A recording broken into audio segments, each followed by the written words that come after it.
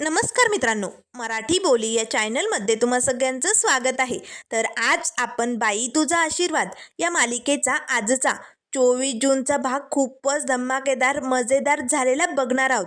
तर आजच्या भागामध्ये सुरुवातीलाच आता दांगटांच्या घरी अवनीच्या हातनं आता पानूच्या तोंडावरती पाणी सांडलेलं असतं. पानू आता तिच्यावरती खूप भडकलेलं असतो. त्यामुळे अवनीला आता खूपच घाबरल्यासारखं वाटतं. अवनी रडतच आता अंगणात बाहेर उभी असते. तेवढ्यात पाठीमागनं राजा येतो. आता राजाला मॅडमशी कसं बोलावं, त्यांची कशी समजूत काढावी ना तेच कळत नाही. त्याच वेळेस अवनीला सारखे सारखे ते क्षण आठवत असतात. कसा पानू तिच्यावरती हात उघडून ओरडून तिच्याशी बोललेला असतो. आता ती खूप घाबरलेली असते, रडत असते. तेवढ्यात आता लगेच राजा म्हणू लागतो, मॅडम मॅडम प्लीज तुम्ही रडू नका हो. नाही म्हणजे हे सगळं ना गैरसमजामुळे झालंय हो. आमच्या पाण्याला वाटलं की मीच आहे, म्हणून तो रागातच चवताळून उठला आणि जोरात भडकला. त्यामुळे प्लीज मॅडम, गैरसमज होता, राग मानून घेऊ नका. अवनी रडत असते. तेव्हा लगेच ती आपले डोळे पुसते. राजा, खरं तर चूक ना माझीच आहे. मीच असं करायला नको होतं रे. मी पाण्याचा ग्लास घेऊन आले आणि तुला उठवायला गेले. तेवढ्यात माझा तोल गेला आणि सगळं पाणी पाण्याच्या अंगावरती सांडलं. त्यामुळे त्याचं भडकणं तर साहजिकच आहे ना. खरं तर माझीच चूक आहे, मीच चुकते दरवेळेस. त्यावर राजा म्हणू लागतो, मॅडम प्रत्येक वेळेस चूक स्वतःवरती का घेता तुम्ही? यात तुमची काय बी चूक नाही आहे. खरं तर पाण्या बी चुकलाय. त्याने समोर व्यक्तीला बघायचं मग ओरडायचं, असं कोणी ओरडतं का? त्यावर अवनी म्हणू लागते, नाही चूक माझीच आहे. तुम्ही लोक मला एवढे समजून घेतात, पण मला या घरात राहणं जमत नाही रे. मला सवय नाही ना. माझ्यामुळे तुम्हा सगळ्यांना अडचण होते. त्यावर राजा म्हणू लागतो, मॅडम असं काही नाही आहे हो. दरवेळेस तुम्ही स्वतःला चुकीचं का समजता? प्रत्येक वेळेस आपणच चुकीचं असतो असं नाही मॅडम. कधी कधी परिस्थितीही चुकीची असते ना. त्यामुळे प्लीज मॅडम तुम्ही रडू नका, शांत व्हा बरं. अवनीच्या डोळ्यातनं अश्रू येत असतात. आता हे सगळं चित्र या बाजूच्या सुलू आत्याने तर बघितलेलं असतं. त्यामुळे सुलीला तर लय आनंद होतो. धावतच आता पळतच सुली आतमध्ये जाते आणि पटकन तिचा मोबाईल घेऊन येते. धोंड्याची सून रडते. लय मोठा पॉइंट आहे हा. हा मोबाईलमध्ये कैद करायलाच पाहिजे. असे म्हणताच आता सुलवात्या लगेच आपल्या मोबाईलमध्ये आता राजा आणि अवनीचा व्हिडिओ काढू लागते. त्यात लगेच आता अवनी रडतच राजाला म्हणत असते, राजा मला ना या घरात राहण्याची सवय नाही रे, पण मी ॲडजस्ट करण्याचा प्रयत्न करते. पण तरीही तुम्हा सगळ्यांना माझ्यामुळे तकलीफ होते ना. त्यामुळे प्लीज मला माफ करा. तेव्हा राजा म्हणू लागतो, मॅडम तुम्ही माफी मागू नका. घरात समध्या माणसांचं असं चालूच असतं. तुम्ही टेन्शन घेऊ नका बरं. पाण्याचा जास्त विचार करू नका.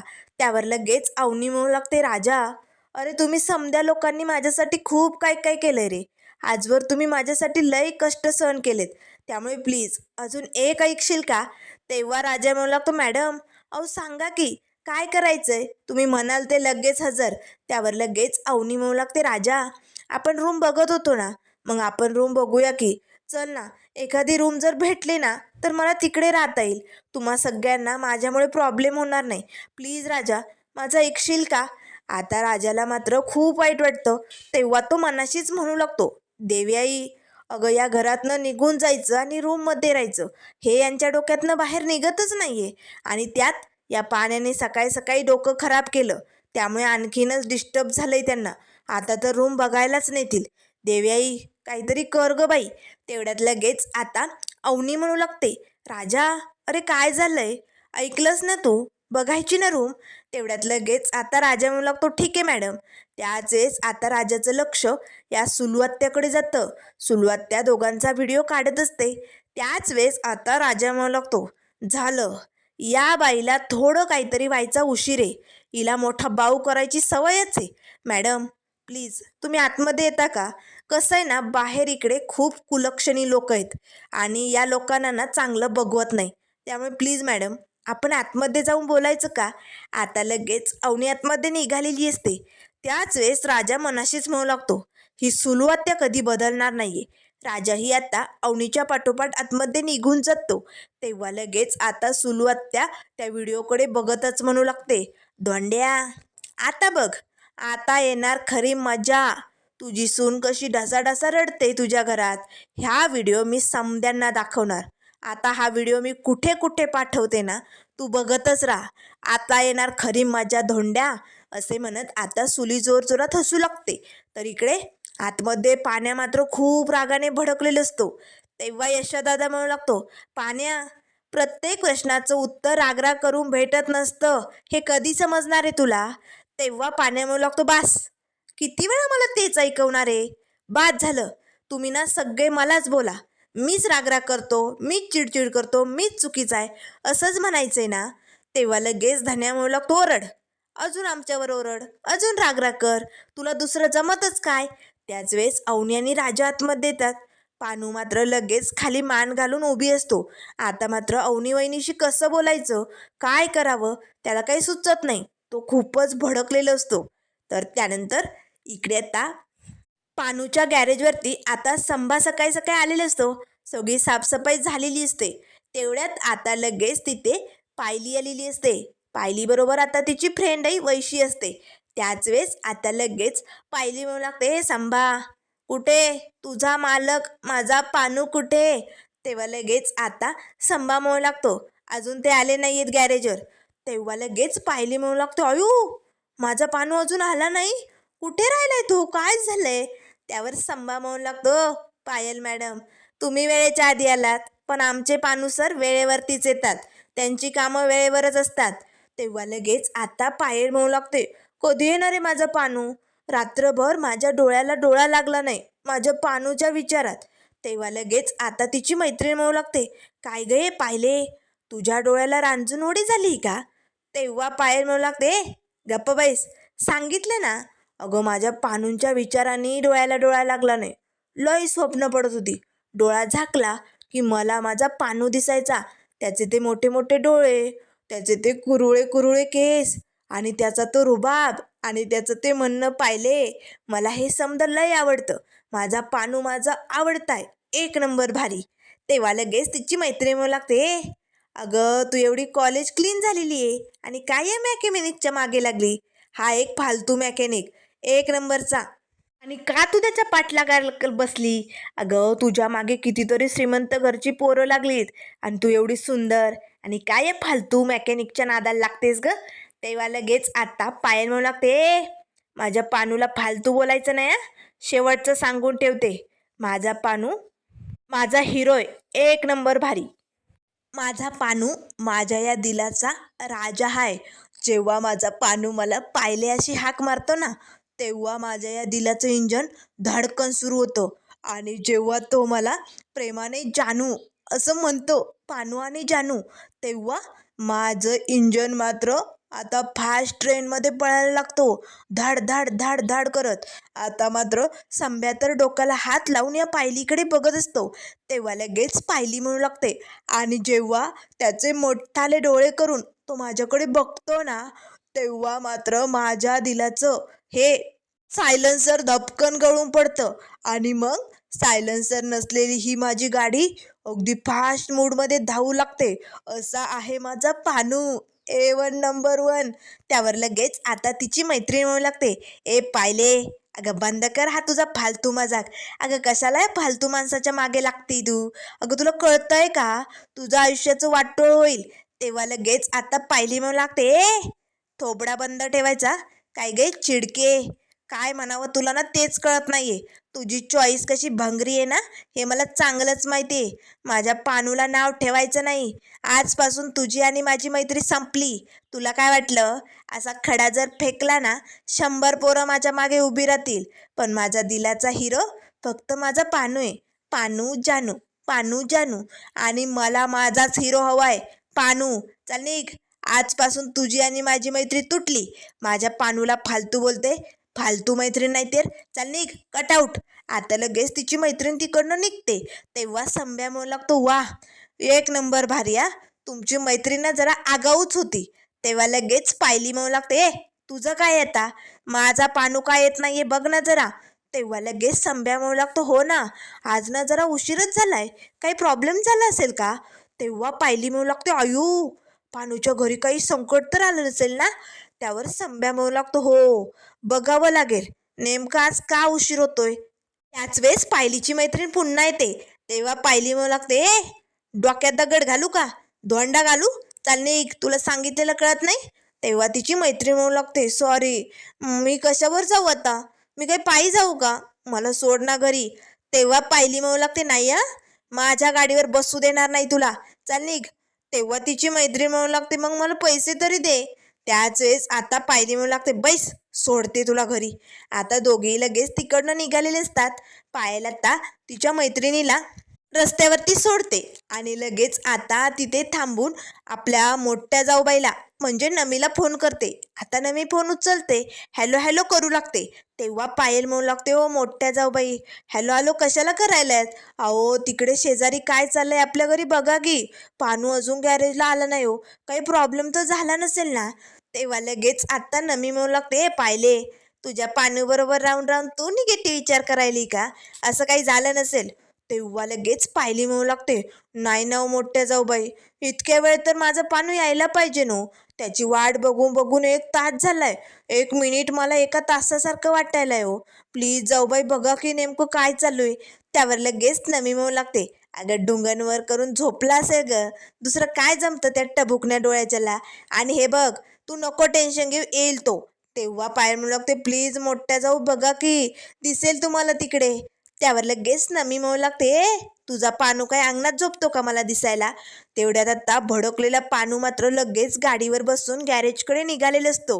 तेव्हा नमी म्हणू लागते, अयो छोट्या जाऊबाई, तुमचं प्रेम तर लयच खतरनाक आहे, दिसला की तुमचा तो नटखटिया मोठ्या डोळ्याचा पानू चाललाय गॅरेजवरती. तेव्हा लगेच आता पायली हसतच म्हणू लागते, मोठ्या जाऊबाई, आपल्या माणसांना असं नाव नसतं ठेवायचं हो, आपण आपलं ना आहोत ना सगळे, त्यामुळे प्लीज असं नाव ठेवू नका माझ्या हिरोला. आता मी त्याची वाट बघते.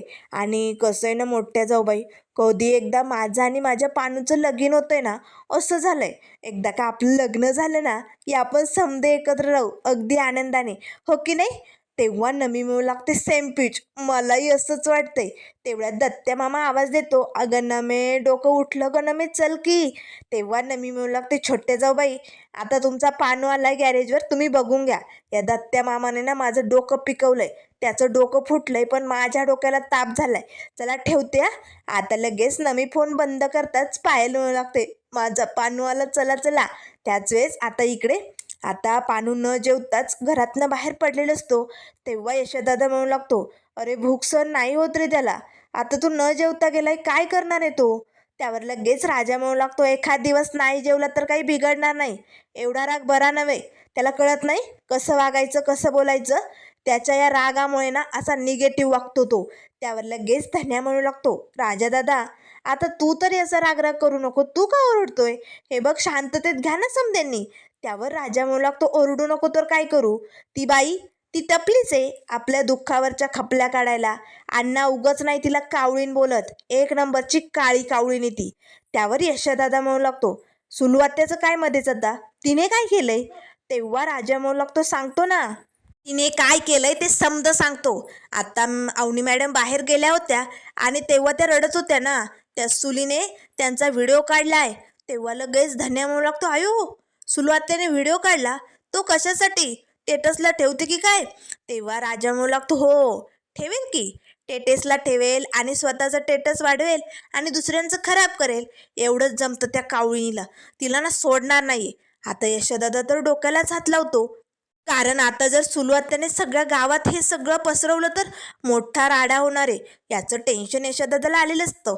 तर त्यानंतर इकडे आता धोंडियांना आता इन्स्पेक्टर साहेबांच्या गाडीवरती बसून घरी आलेले असतात. आता गाडीवरनं उतरताच धोंडियांना म्हणू लागतात, thank you this is my station सोडल्याबद्दल.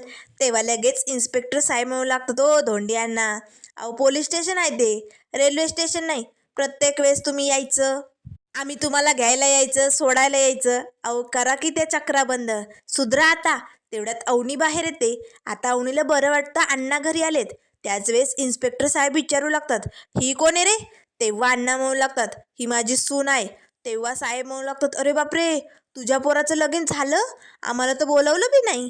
तेव्हा धोंडे अण्णा म्हणू लागतात, जगताप साहेबांना फोन केला होता पण ते एकटेच आले, तुम्हाला नाही आणलं त्यांनी, त्याला मी काय करू. तेव्हा इन्स्पेक्टर साहेब म्हणू लागतात, बरं बरं कामामुळे गोची झाली असेल, बरं जाऊ दे, तू आता सुधर, घरात सून आली, चल येतो मी. आता इन्स्पेक्टर साहेब निघालेले असतात.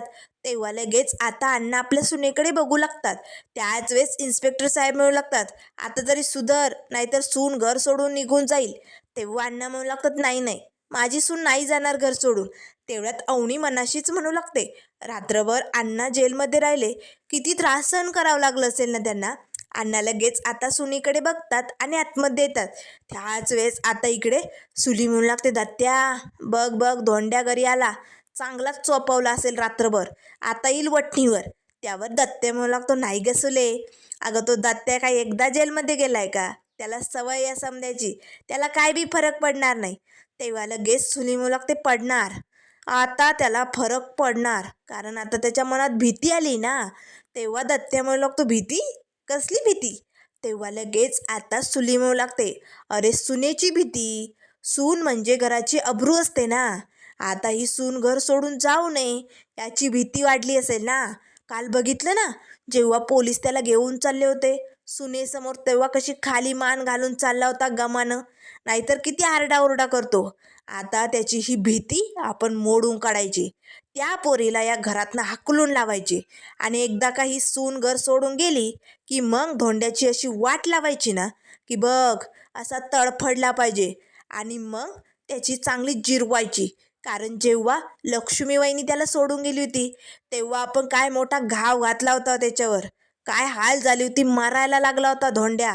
आता ही तशीच वेळ आणायची, आणि जर तशी वेळ पुन्हा आणली ना तर धोंड्या भीक मागेल त्याच्या जीवाची, त्याच्या पोरांच्या जीवाची, आणि मग स्वतः त्या घराची कागदपत्र घेऊन माझ्या पायाशी येईल लोळंग घेत, आणि म्हणून सुले सुले हे घर तुला घे, पण मला आणि माझ्या पोरांना आणि सुनेला जगू दे ग सुले, असं नको करू ग, तुझा शाप मागे घे सुले.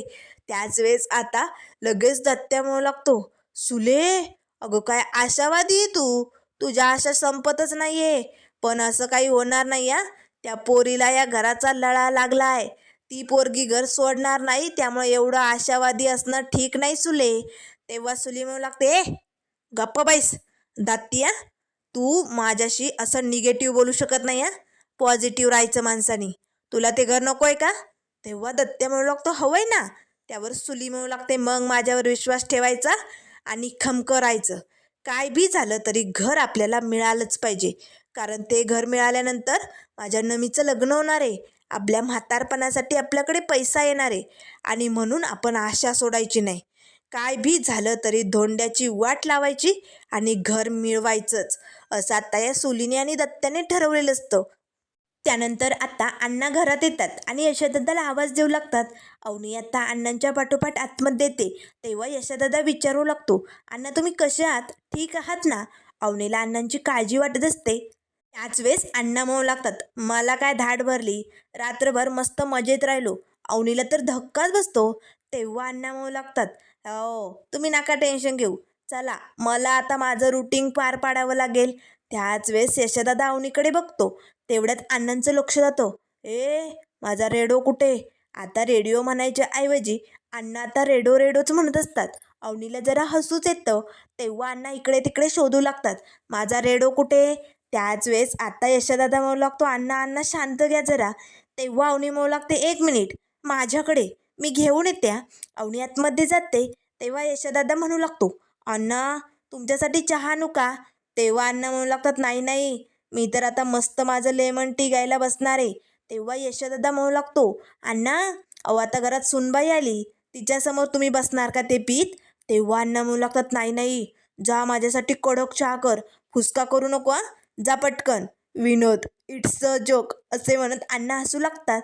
तेवढ्यात अवनी आत्ता रेडिओ घेऊन येते. अण्णा सॉरी या, मी तुम्हाला न विचारताच घेतला होता, पण कसं आहे ना अण्णा, तुम्ही रोज रात्री झोपताना गाणी लावतात ना, त्याची मला सवय झाली हो.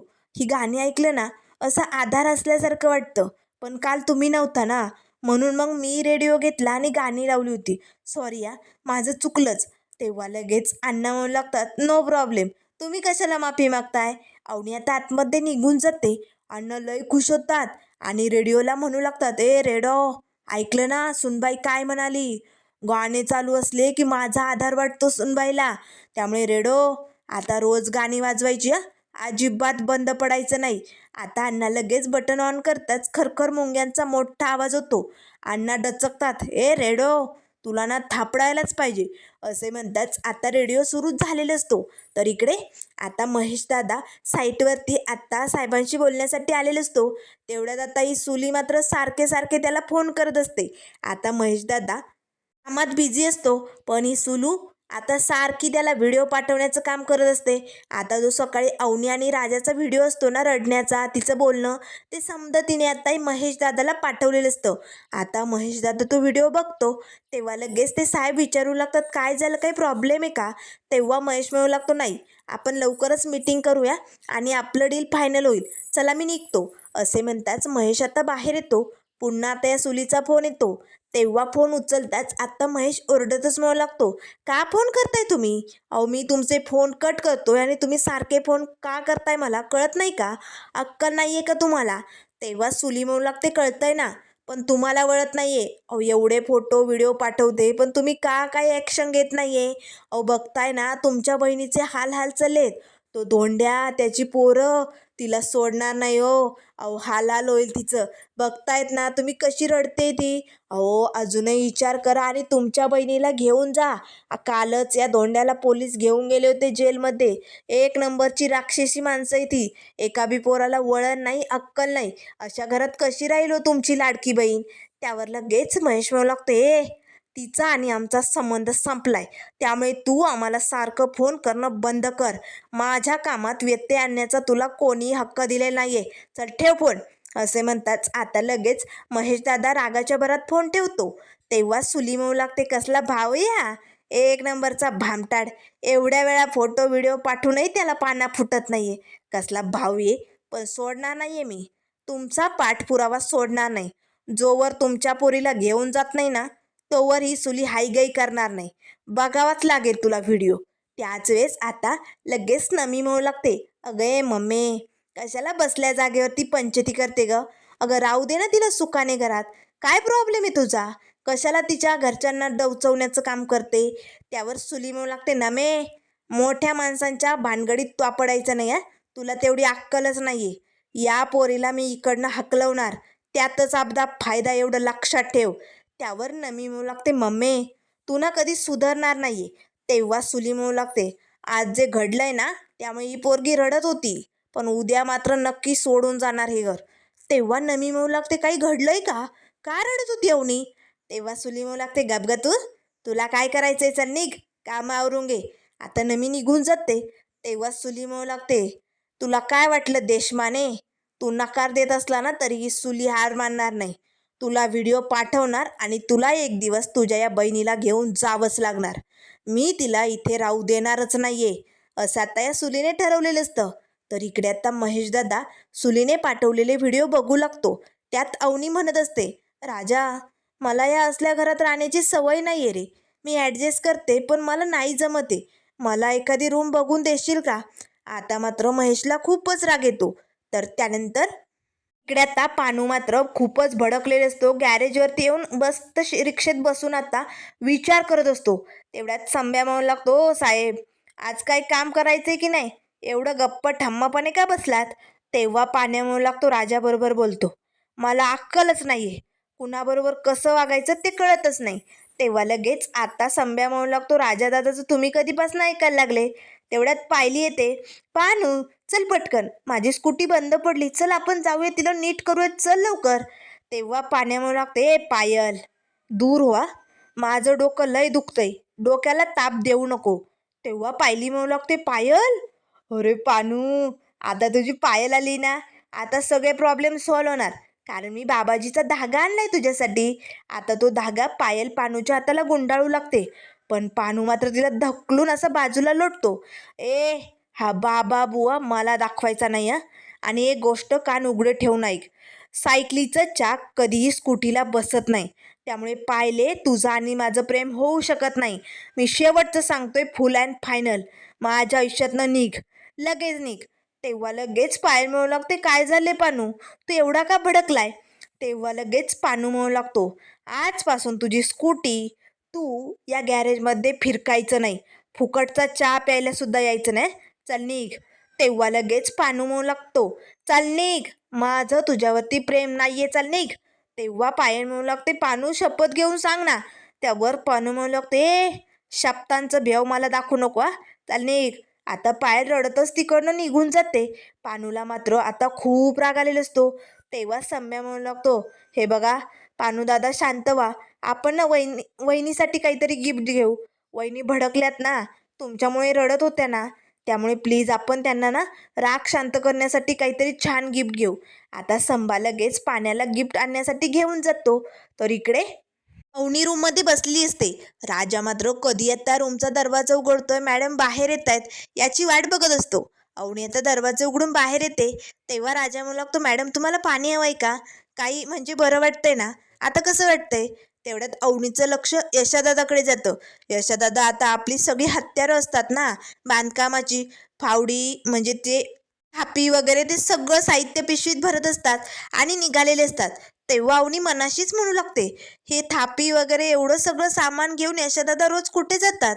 नाही म्हणजे राजाने सांगितलं होतं, हे तर मोठे बिल्डर आहेत, कंत्राटदाराचं काम करतात, मग हे असं सामान घेऊन कुठे जातात? ते पण साईटवरती सायकलवर? हे असं कसं शक्य आहे? असा प्रश्न अवनीला पडलेला असतो. आता राजाला तर धक्का बसतो. अरे बापरे, माझा भाऊ एक मिस्त्री, हे मी सांगितलंच नाही. मी त्यांच्याशी खोटं बोललोय. माझा भाऊ कॉन्ट्रॅक्टर आहे असं मी यांना बोललोय. आता देव्याई, मोठ्या प्रश्नांचं वादळ माझ्यावर येऊन धडकणार आहे. तेवढ्यात यशोदादा येतो. अवनी, तुमच्यासाठी स्वयंपाक करून ठेवलाय, पोटभर जेवा, जे झालं ते विसरून जा, मनाला लावून घेऊ नका. असे म्हणताच यशोदादा तिकडनं निघून जातो. अवनी आता राजाकडे बघू लागते. तर त्यानंतर मित्रांनो पुढील भागामध्ये खूपच भारी ट्विस्ट आपल्याला बघायला भेटणार आहे. आता यशोदादा घरी नसतो. आता धन्या कॉलेजवरनं येतो. आता समद्यांना भूक लागलेली असते. तेव्हा अण्णा म्हणू लागतं, दे चमचमीत काहीतरी बनवायला पाहिजे. तेव्हा अवनी म्हणू लागते, अण्णा तुमच्यासाठी मी काहीतरी बनवू का? तेव्हा अण्णा म्हणू लागतात, नाही नाही सुनबाई, तुम्हाला काम करण्याची गरज नाही, आज मी तुमच्यासाठी काहीतरी बनवणार. तेव्हा लगेच धन्या म्हणू लागतो, अण्णा अहो स्वयंपाक करणं आणि ट्रक चालवणं यात फरक असतो, तुम्हाला नाही जमणार. तेव्हा अण्णा म्हणू लागतात, जमणार नाही? इट्स नो जोक, मला सगळं जमतं, चला व्हा बाजूला. अण्णांनी मस्त आता कांदा टोमॅटो कापून आता बाहेर चूल पेटवलेली असते. आता सुली मात्र डोळे पाडून या धोंड्या अण्णांकडे बघत असते.